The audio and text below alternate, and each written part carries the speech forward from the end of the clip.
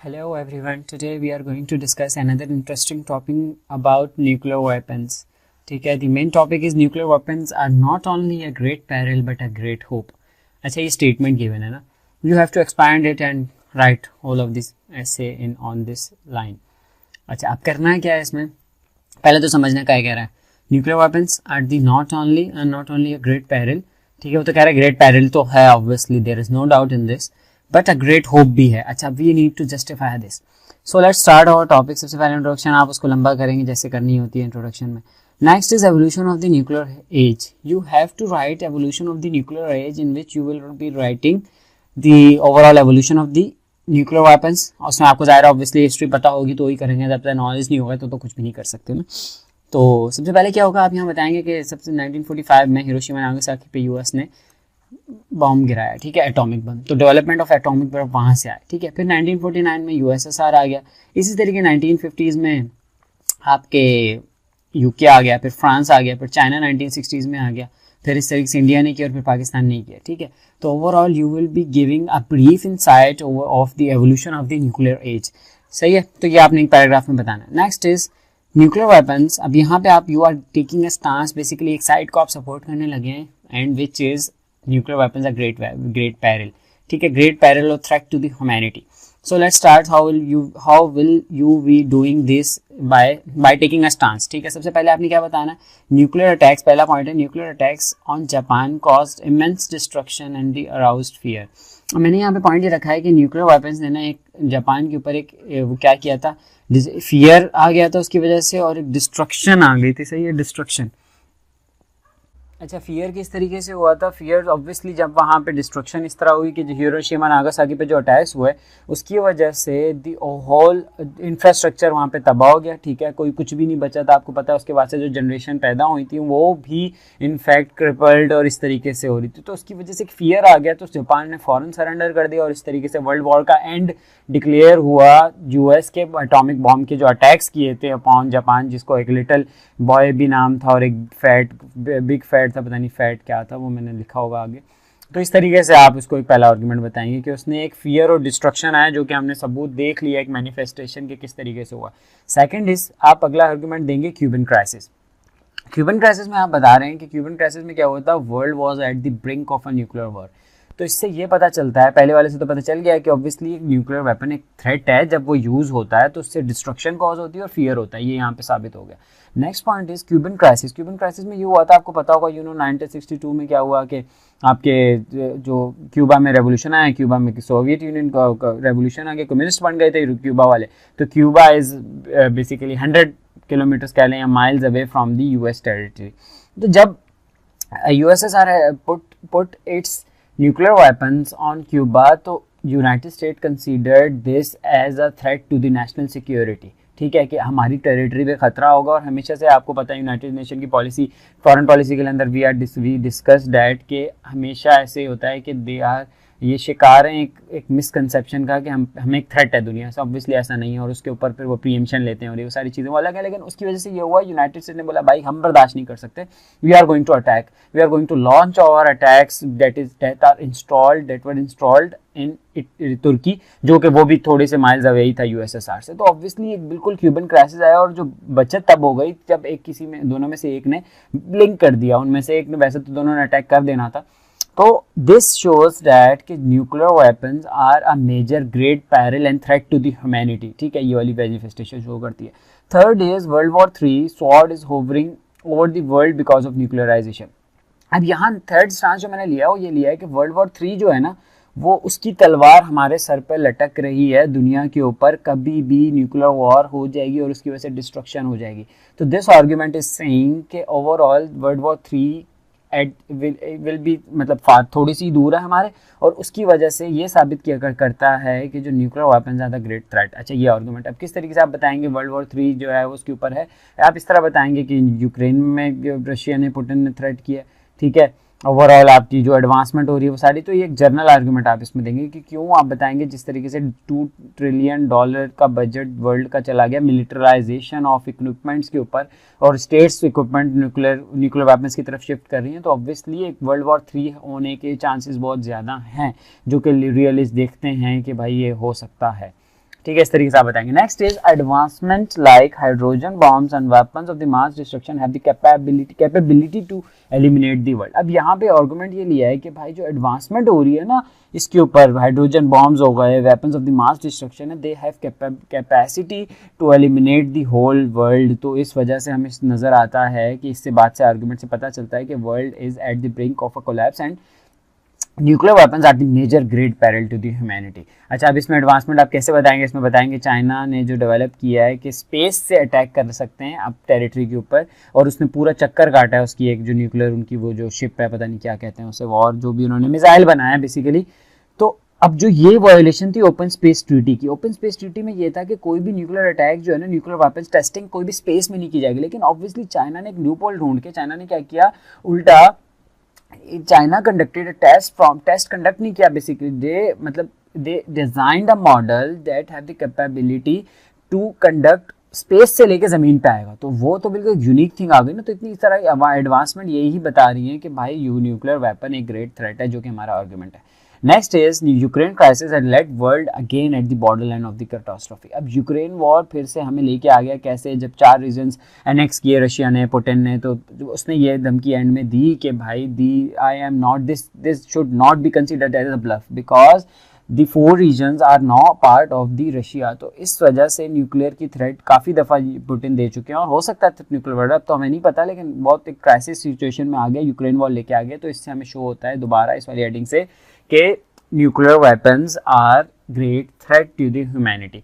इसमें आप ज़्यादा डिटेल लिख के पैराग्राफ को लंबा करेंगे। Next is aggressive North Korea is threatening state and is aspiring to states for the nuclear weapon. Basically यहाँ पे ये कहना चाह रहे हैं कि जो नॉर्थ कोरिया है ना, वो स्टेट्स को थ्रेट कर रहा है। स्टेट्स कौन सी? साउथ कोरिया को थ्रेट कर रहा है, जो कि न्यूक्लियर अम्ब्रेला में है, यूएस के, जापान को थ्रेट करता है, ताइवान को थ्रेट करता है, ओवरऑल साउथ चाइना सी के करीब करीब ये जो चाइना के साथ तो पार्टनर है, तो उनको थ्रेट कर रहे हैं। क्यों? न्यूक्लियर वेपन से। और नेक्स्ट इज स्टेट्स को इस चीज के ऊपर एस्पायर कर रहा है कि they should develop nuclear weapons in order for their deterrence and the protection. तो ये वाला आर्गुमेंट ये बता रहा है कि भाई इससे भी साफ पता चल रहा है कि न्यूक्लियर वेपन्स जो है ना, वो एक डिस्ट्रक्शन है और एक थ्रेट है ह्यूमैनिटी के लिए, जिसके पास भी है। जैसे नॉर्थ कोरिया के पास है, तो उससे पता चल रहा है डिस्ट्रक्शन की तरफ लेके जा रहा है। Next point is case of Iran, मैंने यहाँ डिस्कस किया। The nuclearisation is a stark example of the state's willingness for the power. अब बात ये हो रही है, यहाँ न्यूक्लियर प्रोलिफरेशन की बात हो रही है कि जो न्यूक्लियर प्रोलिफरेशन है ना, वो न्यूक्लियर वेपन्स की वजह से ही, और न्यूक्लियर वेपन्स की वजह से जो न्यूक्लियर प्रोलिफरेशन है उसकी वजह से अल्टीमेटली ह्यूमैनिटी को ग्रेट थ्रेट हुआ है। सही है। अब इसमें बात ये रखी है कि जो ईरान है ना, वो उसको देखा देखी जो मिडल ईस्ट है वो भी एस्पायर कर रहा है आपकी किसके लिए? For the nuclear weapons. सऊदीया ने भी काफ़ी दफ़ा बोला है, इसराइल इसको इसलिए रोकता है कि ईरान को नहीं बनने देंगे हम इसको न्यूक्लियर वेपन्स।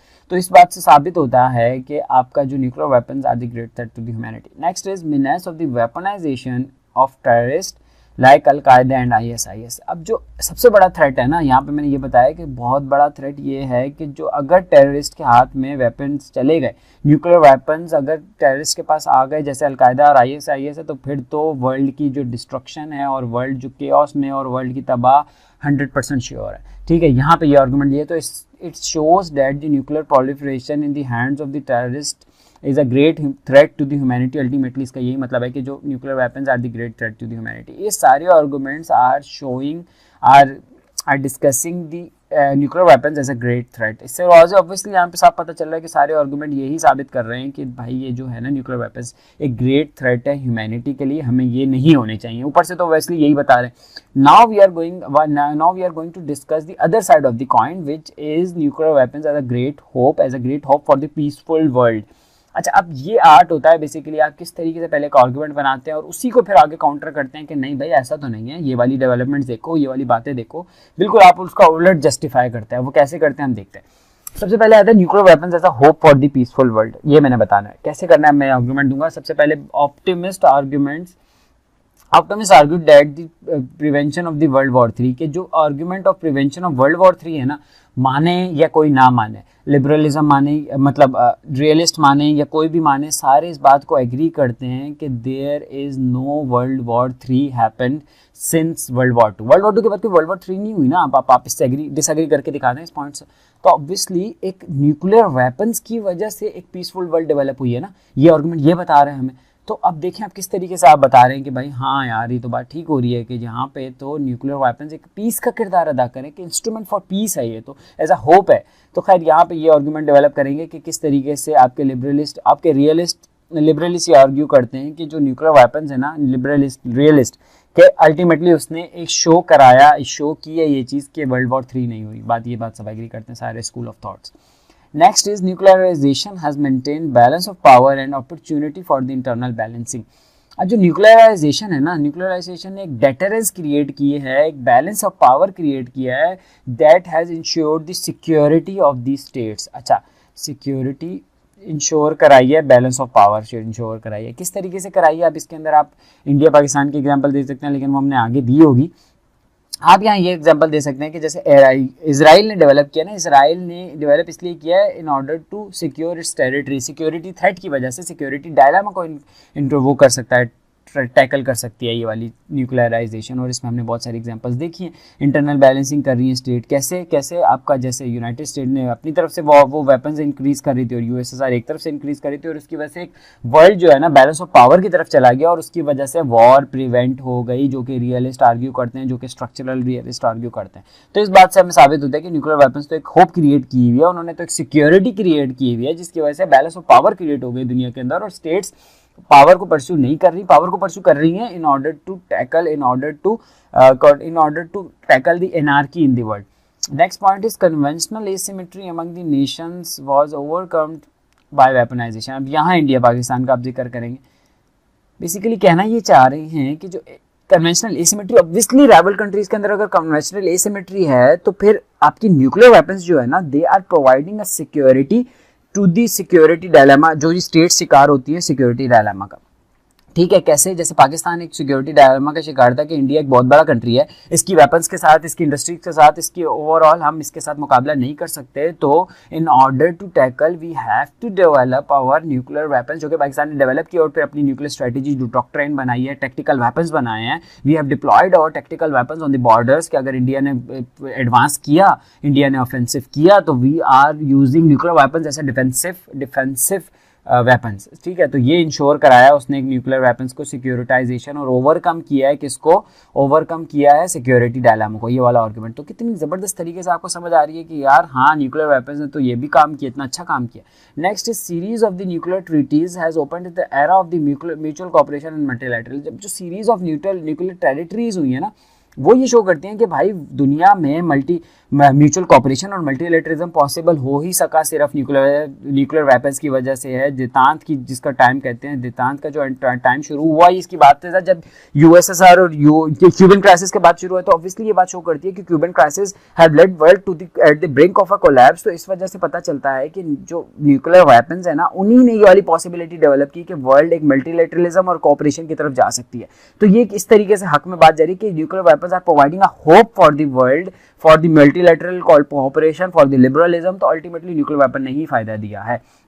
नेक्स्ट वेपन मैंने जो आर्गुमेंट दिया ना, वेयर ऑफ डिसेप्शन, एक बुक है, the nuclear diplomacy in the treacherous times of the thesis by the ElBaradei. ये ही was the president of the IAEA। ठीक है, उसने ये आर्ग्यू किया है कि न्यूक्लियर वेपन्स, ये न्यूक्लियर डायलेमा जो पीछे हमने डिस्कस किया था, जो इसमें इसने नॉर्थ कोरिया का जिक्र किया, ईरान का डिस्कस किया कि ये जो ट्रेजिडीज हुई हैं, जो उनकी न्यूक्लियर वेपन्स का मसला चला है, तो that can be overcomed if nuclear diplomacy was being pursued by the US। ठीक है, 1990s में आप ये वाला मसला हल कर सकते थे। आपका कौन सा वाला? नॉर्थ कोरिया वाला। इसने पूरे आर्गुमेंट्स के साथ एक्सप्लेन किया इस बात को। तो ऑब्वियसली इससे पता चल रहा है कि न्यूक्लियर वेपन्स को अगर स्मार्टली टैकल किया जाए, न्यूक्लियर डिप्लोमेसी को यूज किया है, तो world can move towards a beacon of the hope बन सकती है न्यूक्लियर वेपन्स के थ्रू। तो ये आर्गुमेंट यहाँ पे दिया। Next is nuclear installations and weapons are under surveillance of the IAEA which is a case of liberalism. Liberal institutionalism का एक केस है जो कि IAEA एस्टैब्लिश करता है basically with the help of nuclear weapons. Nuclear weapons ना होते ना तो ना न्यूक्लियर, ये आपके लिबरल इंस्टीट्यूशनलिज्म का कोई कॉन्सेप्ट ही नहीं आ पाता। इस तरीके से कॉपरेशन का, इंटरनेशनल कॉपरेशन, IAEA ने बहुत सारे काम किए इस तरीके से tackling of the nuclear weapons. तो ये एक आर्गुमेंट आता है इसके अंदर लिबरलिज्म का, कॉपरेशन का, इंटीग्रेशन का। Next is protection of the sovereignty under nuclear weapons. Protection आती है न्यूक्लियर वेपन से कैसे, non intervention in the north Korean का। अब बेसिकली यहाँ पे ये मैं आर्गुमेंट कर रहा हूँ कि nuclear weapons have insured the protection of the sovereignty, एक होप प्रोवाइड किया है कि सोवरेनिटी को इंश्योर किया है, जो कि ट्रीटी ऑफ वेस्टफालिया में आई थी, स्टेट का कॉन्सेप्ट जो कि डिफाइन करता है। और वो कैसे किया है कि इंटरवेंशन नॉर्थ कोरिया में यूएस ने इंटरवेंशन नहीं की, ईरान के अंदर इंटरवेंशन नहीं की, और that's the reason behind this is only the nuclear weapons. तो nuclear weapons ultimately is a hope for the world, ये यहाँ पे आर्ग्यू किया है। तो बेसिकली ये होगी बात। अब ऑब्वियसली आपने दोनों आर्गुमेंट को जस्टिफाई कर दिया, आपने दोनों को, अब आपने बीच का रास्ता बताना है। मैंने लास्ट में क्या बताया, the balance of power and डिसआर्मामेंट of the world needs the most. World को चाहिए डिसआर्मामेंट की policy and the balance of power, not मतलब न्यूक्लियराइजेशन को कम करने की जरूरत है। न्यूक्लियराइजेशन के बगैर तो गुजारा हो नहीं सकता, क्योंकि this nuclear age is the reality of the world. इसके अंदर सबसे पहले आर्ग्यू किया मैंने the concept of the nuclear umbrella by the defensive realist John Mearsheimer. अब यहाँ मैंने न्यूक्लियर वेपन्स का, न्यूक्लियर अम्ब्रेला का जिक्र किया। डिफेंसिव रियलिस्ट आर्ग्यू करते हैं कि state should not pursue for the nuclear weapons की तरफ उनको नहीं जाना चाहिए, बल्कि उनको क्या करना चाहिए, न्यूक्लियर अम्ब्रेला लेना चाहिए किसी भी न्यूक्लियर वेपन स्टेट का, जैसे कि साउथ कोरिया ने न्यूक्लियर अम्ब्रेला लिया हुआ है यूएस का, in order to defend itself from the North Korea. ठीक है। Next is disarmament and the deweaponization of the nuclear weapons on the mutual term. अब क्या करना चाहिए, वर्ल्ड को डिसआर्मामेंट की तरफ जाना चाहिए और डीवेपनाइजेशन की तरफ जाना चाहिए कि म्यूचुअल टर्म से एक साथ, कि आप भी डीवेपनाइजेशन करो, हम भी डीवेपनाइजेशन करो, और इस तरीके से इंश्योर हो सकती है आपकी सिक्योरिटी और बैलेंस ऑफ पावर शो हो सकता है वर्ल्ड के अंदर। वेपन्स, एक न्यूक्लियर वेपन्स के साथ आप वर्ल्ड बहुत अच्छे तरीके से, पीसफुल तरीके से रह सकती है अगर इस पॉलिसी को परस्यू किया जाए।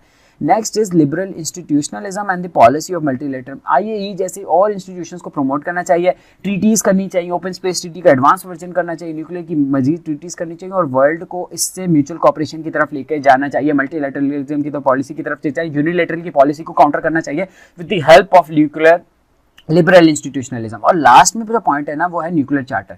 बेसिकली यहाँ मैंने आर्ग्यू किया है, ये मेरा ही पॉइंट है कि न्यूक्लियर चार्टर करना चाहिए, जैसे कि बाइडन और जी की मीटिंग हुई है G20 समिट में 2022 के अंदर, नवंबर के अंदर। इसके अंदर दे आर्ग्यूड दैट कि भाई न्यूक्लियर वेपन्स नहीं यूज करने चाहिए, न्यूक्लियर थ्रेट नहीं होनी चाहिए, न्यूक्लियर वॉर नहीं होनी चाहिए। Ultimately is a kind of nuclear charter against Russia. तो इसी तरीके से states, big states should pursue a policy of nuclear charter करना चाहिए और एक एग्रीमेंट करना चाहिए और ट्रीटी करना चाहिए कि भाई कुछ भी हो जाए न्यूक्लियर वेपन नहीं होगी। तो दीज पॉइंट्स इंश्योर दैट कि न्यूक्लियर वेपन्स जो डिपेंड करते हैं ना, nuclear weapons, usages of nuclear weapons depend करता है पीस या थ्रेट न्यूक्लियर वेपन्स का, और वो यूजेज जो ultimately is depend on states. तो अल्टीमेटली कंक्लूजन ये है कि nuclear weapons are threat, are peril as well as a hope for the states, but it's both the aspects are dependent on the usage, how states use these nuclear weapons in order to survive in this world. तो ये overall आपका dimension थी इस topic की। तो ये बहुत classical web topic था, आपने इसको इस तरीके से एक्सप्लेन किया। जब आप पैरेलल एक्सप्लेन करें तो ऐसा लगे जैसे भाई न्यूक्लियर वेपन तो सिर्फ थ्रेट है, लेकिन जब होप एक्सप्लेन करें तो पता चलेगा भाई न्यूक्लियर वेपन एक होप है, और फिर लास्ट में आप कंक्लूजन बताएंगे भाई it's all depend on the states. सही है, किस तरीके से वो यूज कर सकती है। Thank you so much, that's all for today.